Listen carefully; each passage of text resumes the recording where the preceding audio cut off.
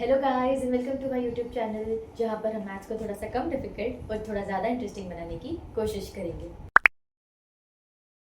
तो पिछले वीडियोस में हमने 3 एक्सरसाइज कवर कर ली थी। अभी हम एक्सरसाइज 1.4 के साथ कंटिन्यू करते हैं। उससे पहले कुछ प्रॉपर्टीज़ है जो हमें पता होनी चाहिए, तो हम पहले गो थ्रू करते हैं उसके थ्रू एंड उसके बाद एक्सरसाइज जो है उसे सॉल्व करेंगे। ठीक है, तो सबसे पहले यहाँ पे दिया है रूट ए इंटू रूट बी। ठीक है, अब यहाँ पे बोला है रूट ए इंटू रूट बी, तो ये दोनों भी क्या है, मल्टीप्लीकेशन में। ठीक है, तो अगर इसे मैं इस फॉर्म में लिख दूँ रूट ए बी, तो क्या ये चलेगा? क्योंकि इसका मतलब यहाँ पे बेसिकली क्या हो गया कि मैं यहाँ पे लिखती हूँ root two into root three. तो जब मैं इसे आपस में मल्टीप्लाई कर दूंगी तो ये क्या हो जाएगा, रूट सिक्स हो जाएगा। तो सिमिलरली यहाँ पे रूट ए इंटू रूट बी किया तो भी क्या हो जाएगा, अंडर रूट ए और बी। ठीक है, तो अगर कोई क्वेश्चन में अगर आपको ऐसे गिवन है जिसकी जहाँ पे अपन ये प्रॉपर्टी यूज कर सकते हैं, तो हम क्या करेंगे, इन दोनों रूट को आपस में क्या कर देंगे, मल्टीप्लाई कर देंगे। ठीक है, सिमिलरली यहाँ पे रूट ए और रूट बी क्या है, डिविजन में है। तो जैसे हमने यहाँ पे किया था कि दोनों भी मल्टीप्लिकेशन में तो साथ में मल्टीप्लाई कर दिया, तो यहाँ पे भी क्या करेंगे, इसे लिख देंगे रूट के अंदर a अपॉन बी। तो सिमिलर बात हो गई, इसका भी मतलब वही हो गया और इसका भी मतलब क्या हो गया, सेम हो गया। ठीक है, अब नेक्स्ट चीज है, यहाँ पे दिया है root a plus root b into root a minus root b. तो इसके लिए हमने एक आइडेंटिटी पढ़ी हुई थी जो है a plus B into A minus B.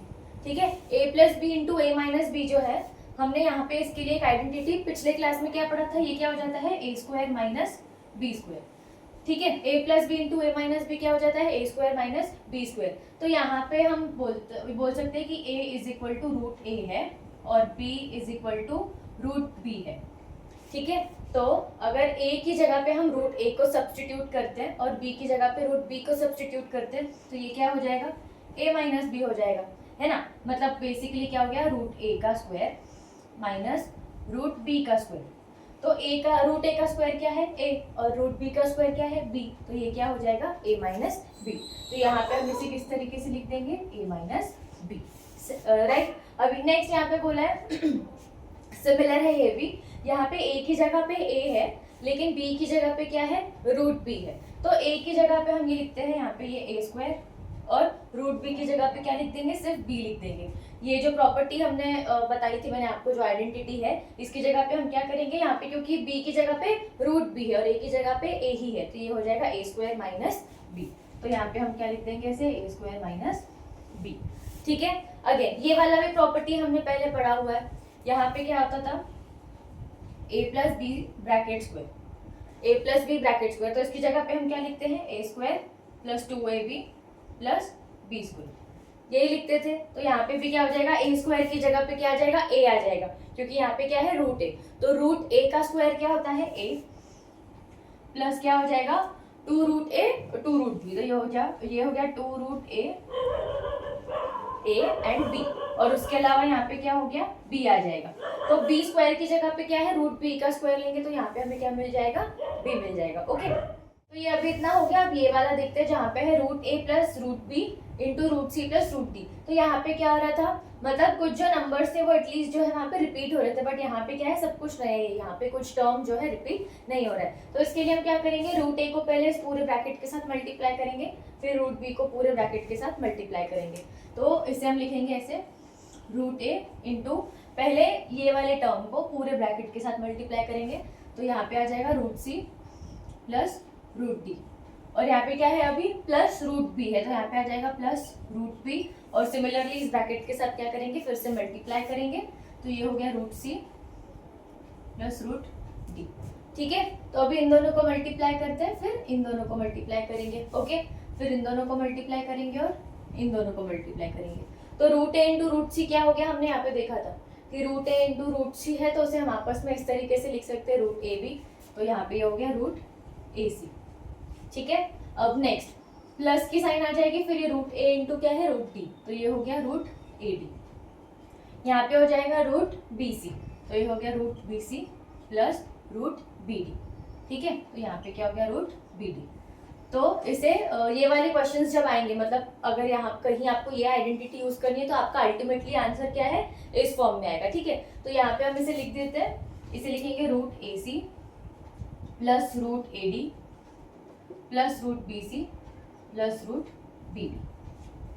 ठीक है, तो अभी हमारे आगे जो भी क्वेश्चंस आएंगे उसमें से क्या करना है, हमें इन 6 में से कोई आइडेंटिटी को यूज कर हमारे क्वेश्चंस को सॉल्व करना पड़ेगा। ठीक है, तो अभी हम एक्सरसाइज 1.4 के साथ कंटिन्यू करते हैं। हम फर्स्ट क्वेश्चन बाद में करेंगे, पहले हम सेकंड क्वेश्चन के साथ स्टार्ट करते हैं। ठीक है, तो जहाँ पे सबसे पहले कहा है हमें क्या करना है, सिंप्लीफाई करना है, जहाँ पे हमें ये वाली जो आइडेंटिटीज है इसका यूज करना है। ठीक है, तो अभी ये वाला क्वेश्चन है 3 + √3 इंटू 2 + √2 क्या है, ब्रैकेट में 3 + √3 इंटू ब्रैकेट में 2 + √2। तो यहाँ पे सारे टर्म्स क्या है, एक दूसरे से डिफरेंट है, कुछ रिपीट नहीं हो रहा है, तो हम ये बाकी के जो मतलब यहाँ तक की जो आइडेंटिटीज है इनको यूज नहीं करेंगे। ये जो सारे डिफरेंट नंबर्स वाली डिफरेंट टर्म्स वाली आइडेंटिटी थी फिफ्थ वाली, उसे हम यूज करेंगे। ठीक है, तो यहाँ पे सबसे पहले मैं लिख देती हूँ, ये ए की जगह पे क्या आ जाएगा, ए की जगह पे आ जाएगा 3, बी की जगह पे आ जाएगा √3 और सी की जगह पे आ जाएगा 2 और डी की जगह पे आ जाएगा √2, है ना। तो अभी हम क्या करेंगे, पहले 3 को पूरे इस ब्रैकेट के साथ मल्टीप्लाई करेंगे, तो ये हो गया 3 और ब्रैकेट में आ जाएगा 2 + √2।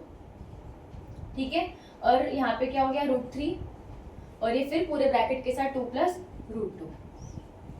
ठीक है, एक इस तरीके से भी आप कर सकते हो। और दूसरा हम क्या करेंगे, हम सिर्फ ये वाली जो है रूट AC जो है आपस में मल्टीप्लाई हुआ था, तो यहाँ पे भी क्या हो जाएगा, हम इन दोनों को मल्टीप्लाई कर देंगे।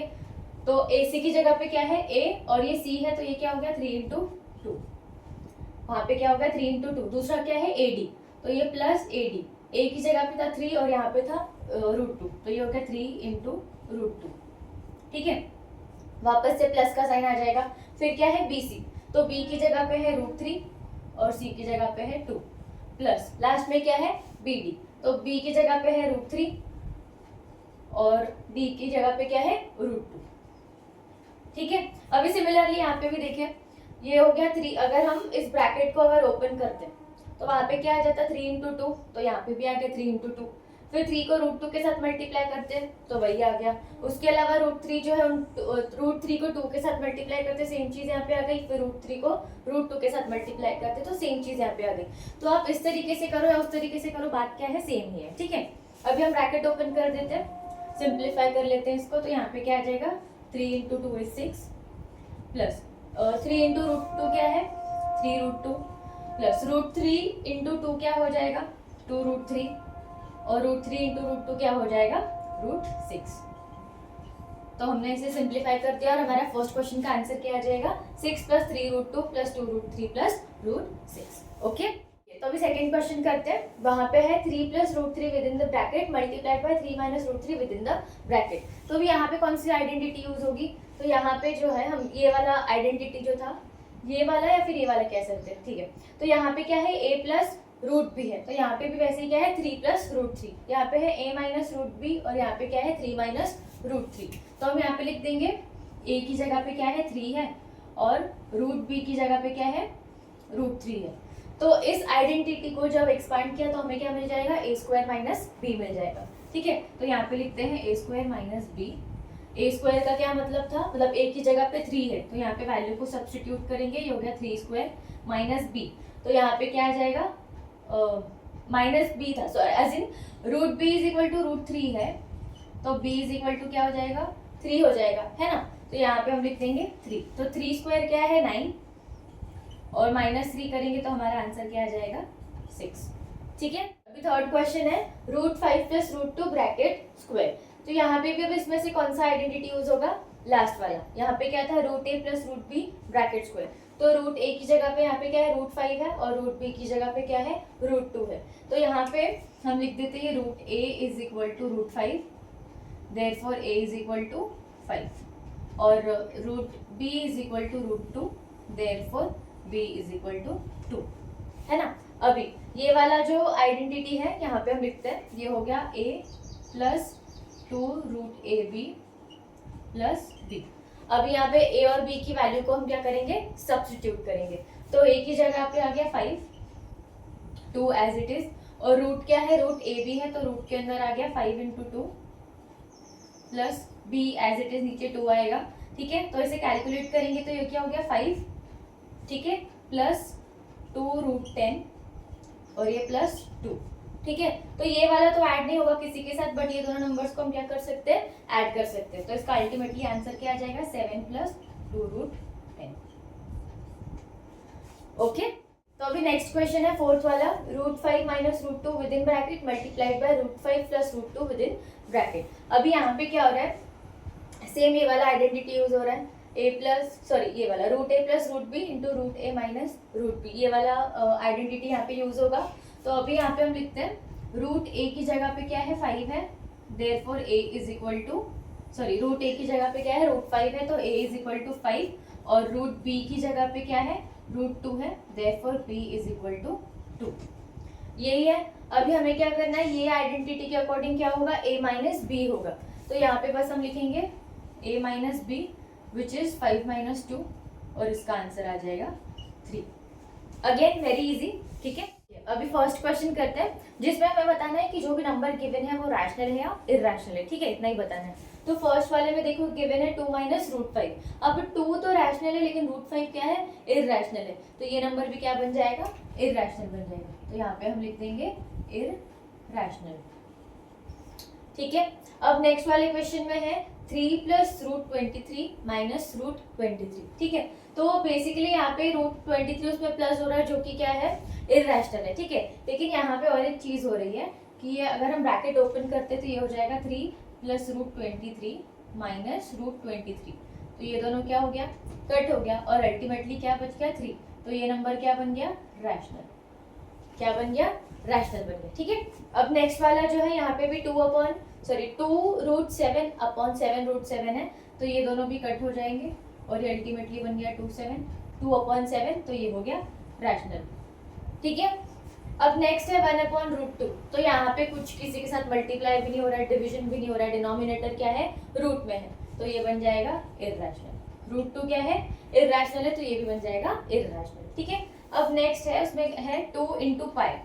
अब 2 रैशनल है लेकिन पाई क्या है, इरैशनल है, और रैशनल और इरैशनल नंबर्स जब आपस में मल्टीप्लाई होते हैं तो उसका जो प्रोडक्ट है वो भी क्या आता है, इरैशनल आता है, तो ये भी बन जाएगा इरैशनल, ओके। अब नेक्स्ट क्वेश्चन है third, recall pi is defined as the ratio of circumference of a circle to its diameter, that is pi is equal to c upon d. This seems to contradict the fact that pi is irrational. How will you resolve this contradiction? तो अभी यहाँ पे जो है next question में बोल रहा है, जो थर्ड क्वेश्चन है कि पाई इज इक्वल टू क्या होता है, c अपॉन डी होता है, ठीक है। मतलब पाई जो रहता है वो क्या रहती है, ये चीज जो सर्कमफेरेंस होता है सर्कल का, उसे जब हम डायमीटर के साथ डिवाइड करते हैं तो हमें पाई की वैल्यू मिलती है, ठीक है। लेकिन अगर टेक्निकली देखा जाए तो पाई की वैल्यू हम 22/7 इस तरीके से लिखते हैं, है ना, 22/7 के फॉर्म में लिखते हैं, तो ये तो रैशनल नंबर है, क्योंकि रैशनल नंबर का डेफिनेशन क्या होता है कि कोई भी दो इंटीजर्स p और q when written in the form of p upon q and q is not equal to 0। तो यहाँ पे सारी कंडीशंस क्या हो रही है, सेटिस्फाई हो रही है ना, कि जो p की जगह पे क्या है, p की जगह पे 22 है और q की जगह पे क्या है 7 है ना।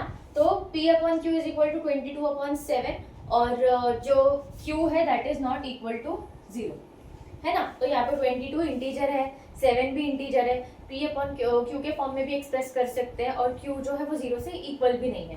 तो लेकिन हम ये कहते हैं कि पाई जो है वो क्या है, इरैशनल है। हम पाई की वैल्यू को क्या कहते हैं कि इरैशनल है। तो आपको नहीं लगता ये फैक्ट एक दूसरे को कॉन्ट्राडिक्ट करता है ना। तो यहाँ पे इसका एक्सप्लेनेशन हम क्या लिखेंगे कि भले यहाँ पे 22/7 के फॉर्म में आप लिख सकते हो, लेकिन हमने और एक चीज पढ़ी थी जो कॉन्सेप्ट था रैशनल नंबर और डेसिमल एक्सपेंशन का, ठीक है। तो रैशनल नंबर और डेसिमल एक्सपेंशन के इसमें हमने क्या सीखा था कि जब भी आप कोई भी रैशनल नंबर का डेसिमल एक्सपेंशन करते हो और उसका आंसर ईदर क्या आता है, टर्मिनेटिंग आता है, क्या आता है, टर्मिनेटिंग, या फिर अगर टर्मिनेट नहीं हो रहा है और उसका आंसर आता है non terminating but it should be क्या, recurring, non terminating but recurring. तो जब हम 22/7 को डिवाइड करते हैं, मतलब 22/7 का जब हम डेसिमल एक्सपेंशन करेंगे तो हम क्या चीज नोटिस करेंगे कि ये टर्मिनेट तो नहीं हो रहा है, फॉर श्योर टर्मिनेट नहीं हो रहा है, बट वो रिपीट भी नहीं हो रहा है, क्योंकि पाई की वैल्यू क्या होती है, पाई की वैल्यू होती है 3.14 एंड सो ऑन, जो कि जाके कभी टर्मिनेट भी नहीं होगा और ना ही उसका रिपीटिंग प्रोसेस जो है स्टार्ट होगा। तो यहाँ पे कोई कॉन्ट्रडिक्शन नहीं है, 22/7 हो या 3.14 हो, पाई की वैल्यू हमेशा क्या रहती है, इरैशनली रहती है, ओके। तो जब आपको थर्ड का क्वेश्चन पूछा जाएगा, थर्ड क्वेश्चन अगर एग्जाम में आता भी है तो आप उसे इस तरीके से एक्सप्लेन भी कर सकते हो, ठीक है। उसके अलावा वहाँ पे हम ये लिख सकते हैं There is no contradiction. Remember that when you measure a length with a scale or any other device, you only get approximate rational value. So you may not realize that either C or D is irrational. ये जो answer है आप इसे notebook में भी लिख सकते हो, ठीक है, और एग्जाम में भी अगर क्वेश्चन आता है तो ऐसे लिख सकते हो। और प्लस आप क्या कर सकते हैं, 22/7 इज इक्वल टू 3.14 जो है वो रिकरिंग भी नहीं है और टर्मिनेटिंग भी नहीं है और नॉन टर्मिनेटिंग रिकरिंग भी नहीं है, इसीलिए हम उसे क्या कहेंगे, इरेशनल कहेंगे। ये भी आप लिख सकते हो, ठीक है। ओके तो अभी हम नेक्स्ट क्वेश्चन में कहा है कि हमें क्या करना है, रूट 9.3 जो है उसे नंबर लाइन पर ड्रॉ करना है, ठीक है। तो उसके लिए हम सबसे पहले क्या करेंगे, यहाँ पे एक 9.3 का हम एक लाइन ड्रॉ कर लेते, ठीक है। यहाँ से स्टार्ट करते 0 से और 9.3 तक हमें क्या करना है, एक लाइन को ड्रॉ कर लेना है। ओके लाइन ड्रॉ कर लिया, इसे हम नाम दे देते हैं ए और बी। अभी इसे क्या करना है, ये जो पॉइंट है ये हो गया ये बी और ये हो गया ए, ठीक है। तो अभी हम इसे ओ से थोड़ा सा एक्सटेंड कर लेंगे, थोड़ा मतलब कितना, 1 सेंटीमीटर जितना।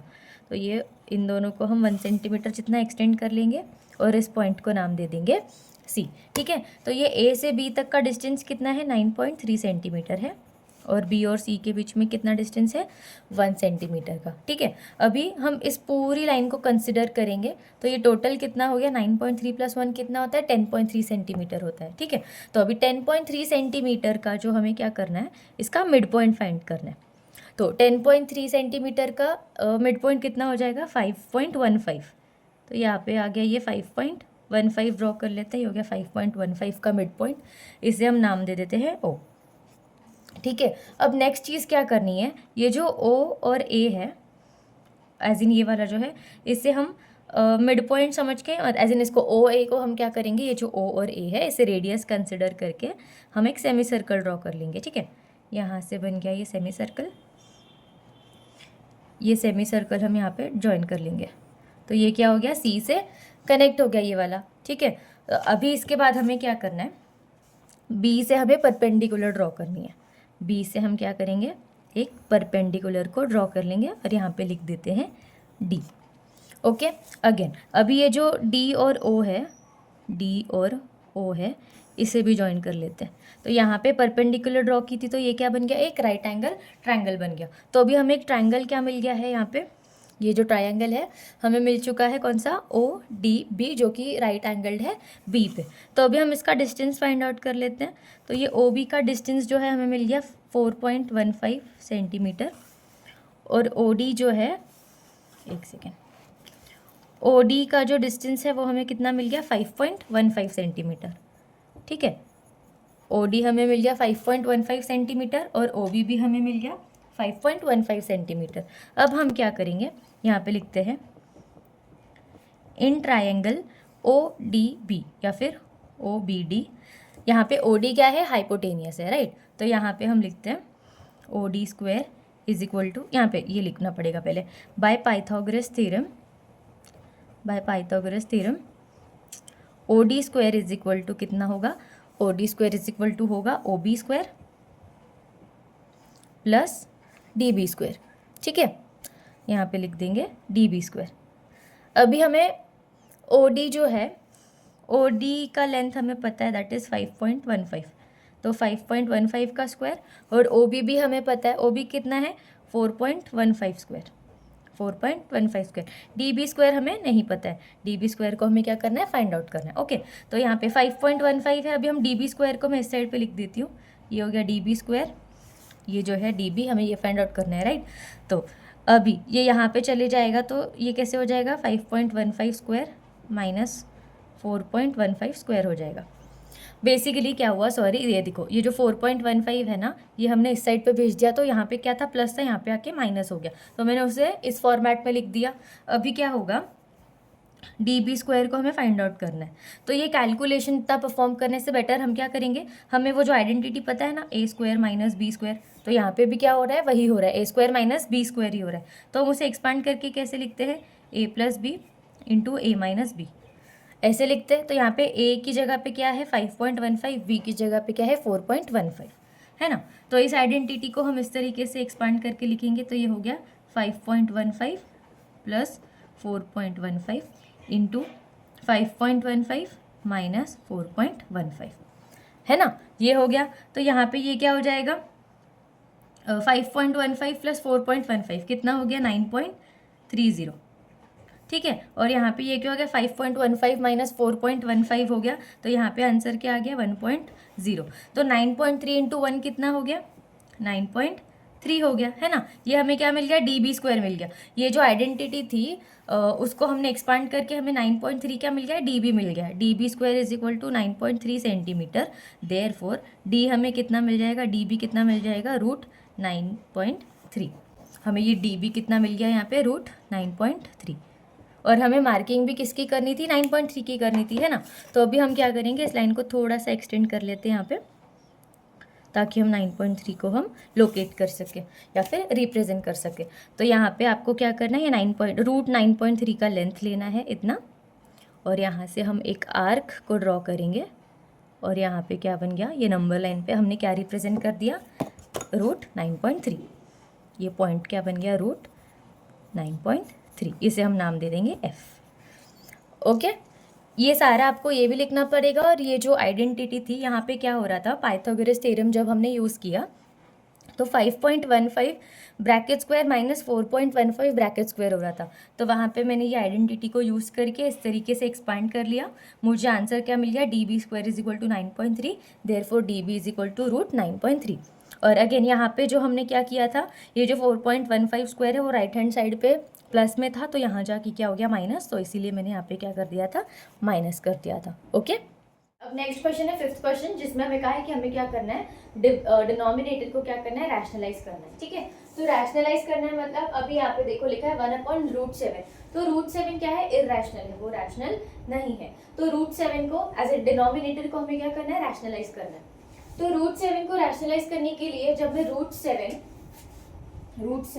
इंटू √7 करूंगी तो ये बन जाएगा 7। तो इसी तरीके से क्या हो जाएगा रैशनलाइज हो जाएगा, है ना। तो यहाँ पे बेसिकली क्या करना है, जब आपको गिवन है 1/√7 दिया है, तो मुझे डिनोमिनेटर को रैशनलाइज करने के लिए √7 को √7 के साथ मल्टीप्लाई करना पड़ेगा। और अगर मैं डिनोमिनेटर को √7 के साथ मल्टीप्लाई कर रही हूँ तो न्यूमरेटर को भी करना पड़ेगा। तो यहाँ पे आ गया √7, तो इसका आंसर क्या आ जाएगा 1 इंटू √7 क्या होता है √7 होता है, और ये √7 इंटू √7 क्या हो जाएगा 7। तो हमें क्या कहा था डिनोमिनेटर को ही रैशनलाइज करने के लिए कहा था, तो वो हमने कर दिया है, ठीक है। अब नेक्स्ट क्वेश्चन है 1/√7 माइनस √6। यहाँ पे क्या हो रहा है √7 माइनस √6 है, 2 नंबर से। तो यहाँ पे ये माइनस में है, तो हम क्या करेंगे इसे इस तरीके से लिखेंगे। देखो √7 माइनस √6 है ना, तो यहाँ पे हम ऐसे लिखेंगे √7 प्लस √6, ठीक है। अब √7 प्लस √6 क्यों करें, हम रैशनलाइज कर रहे हैं नंबर। यहाँ पे हमने ये वाली जो आइडेंटिटी है यहाँ पे देखी हुई है कि जब आप √a plus √b into √a minus √b करते हो तो आपको क्या मिल जाता है a और a माइनस b मिल जाता है। तो बेसिकली √a और √a का हमें क्या मिल गया a मिल गया, रैशनलाइज हो गया। √a क्या है इरैशनल है, लेकिन a क्या है रैशनल है। सिमिलरली यहाँ पे भी b क्या है इरैशनल है, और यहाँ पे आके क्या हो रहा है सॉरी √b जो है वो इरैशनल है और b क्या है रैशनल है। तो बेसिकली हमने रैशनलाइज ही कर लिया। तो जब आप इन दोनों को भी सॉल्व करोगे तो आपको क्या मिल जाएगा 7 माइनस 6, मतलब क्या a माइनस b है, तो यहाँ पे 7 माइनस 6 मिल जाएगा ना। तो यहाँ पे क्या हो जाएगा डिनोमिनेटर रैशनलाइज हो जाएगा, ठीक है। तो √7 प्लस √6 अगर हमने डिनोमिनेटर में लिखा है तो हमें न्यूमरेटर में भी क्या लिखना पड़ेगा √7 प्लस √6। तो यहाँ पे इन दोनों को मल्टीप्लाई किया तो हमें मिल गया √7 प्लस √6। और ये आइडेंटिटी यहाँ पे कौन सी यूज होगी ये वाली, तो यहाँ पे हम लिख देंगे √7 इंटू √7 क्या हो गया 7, और ये दोनों हो गया माइनस। तो हमारा आंसर क्या गया √7 प्लस √6/1। ये 1 नहीं भी लिखा तो भी चलेगा, ठीक है। हमारा अल्टीमेटली आंसर क्या गया √7 प्लस √6, और हमें डिनोमिनेटर को क्या कहा था रैशनलाइज करने के लिए कहा था। ओके, थर्ड क्वेश्चन है 1/√5 प्लस √2। अब इसे भी हमें क्या करना है रैशनलाइज करना है। तो पिछले क्वेश्चन में क्या था डिनोमिनेटर में क्या था माइनस था, तो हमने उसे प्लस वाले के साथ मल्टीप्लाई किया था। अब यहाँ पे प्लस गिवन है तो हम क्या करेंगे इसे मल्टीप्लाई करते वक्त यहाँ पे लिखेंगे √5 माइनस √2, और ऊपर भी आ जाएगा √5 माइनस √2, ठीक है। अभी हम जो ऑपोजिट साइंस क्यों यूज कर रहे हैं यहाँ पे अगेन, क्योंकि इस आइडेंटिटी की वजह से क्या हो जाएगा हमें रैशनलाइज करना इजी हो जाएगा, ठीक है। वही आइडेंटिटी यूज कर रहे हैं। तो पिछले क्वेश्चन में यहाँ पे माइनस था तो हमने प्लस के साथ किया था मल्टीप्लाई, और अभी प्लस है तो माइनस के साथ, एज इन ऑपोजिट के साथ आपको मल्टीप्लाई करना है, ठीक है, ताकि हमें ये वाली आइडेंटिटी जो है वो यहाँ पे हम यूज़ कर सकें, ठीक है। तो यहाँ पे ये ऊपर जो है न्यूमरेटर ये तो एज इट इज़ आ जाएगा, ठीक है, 1 इंटू √5 माइनस √2, तो वो सेम आ जाएगा। अब यहाँ पे ये क्या हो जाएगा, 5 का स्क्वायर, सॉरी √5 का स्क्वायर, तो यहाँ पे आ गया 5 और √2 का स्क्वायर क्या हो जाएगा। देखो यहाँ पे ये वाली चीज़ देखते हैं, अगर √a इज इक्वल टू √5 है तो a इज इक्वल टू क्या हो जाएगा, 5 हो जाएगा। सिमिलरली अगर √b इज इक्वल टू √2 है तो b इज इक्वल टू क्या हो जाएगा, 2 आ जाएगा। और इसी आइडेंटिटी को हमें क्या करना है, एक्सपांड करना है। तो यहाँ पे एक्सपांड करने के बाद हम लिखेंगे a माइनस बी, तो a माइनस बी, तो ये क्या हो गया 5 माइनस 2 इज इक्वल टू ये √5 माइनस √2/3। तो हमारा थर्ड का आंसर क्या आ गया, √5 माइनस √2/3। तो ये क्या हो गया, रैशनलाइज हो गया, क्योंकि 3 क्या है, रैशनल नंबर है ना। अब नेक्स्ट क्वेश्चन है फोर्थ क्वेश्चन, जिसमें कहा है 1/√7 माइनस 2। तो अब डिनोमिनेटर में क्या है, माइनस है, तो हम मल्टीप्लाई किसके साथ करेंगे, प्लस के साथ, ठीक है। तो यहाँ पे ये आ जाएगा इंटू √7 प्लस 2, और डिनोमिनेटर में आया है तो फिर न्यूमरेटर में भी आ जाएगा, ठीक है। तो ये वाला तो एज इट इज आ जाएगा √7 प्लस 2, क्योंकि 1 के साथ मल्टीप्लाई हो रहा है तो एज इट इज आएगा। और यहाँ पे क्या हो जाएगा, ये √7 माइनस 2 इंटू √7 प्लस 2 है, तो √7 का स्क्वायर क्या होता है, 7, उसमें से माइनस करेंगे 2 का स्क्वायर क्या होता है, 4। तो इसका आंसर क्या आ जाएगा, √7 प्लस 2, और 7 माइनस 4 कितना होता है, 3। तो इसका आंसर आ जाएगा √7 प्लस 2/3, ठीक है। अब लास्ट की एक्सरसाइज हमारी बची है, वो हम लोग क्या करेंगे, नेक्स्ट वीडियो में कवर कर लेंगे। Okay, thank you.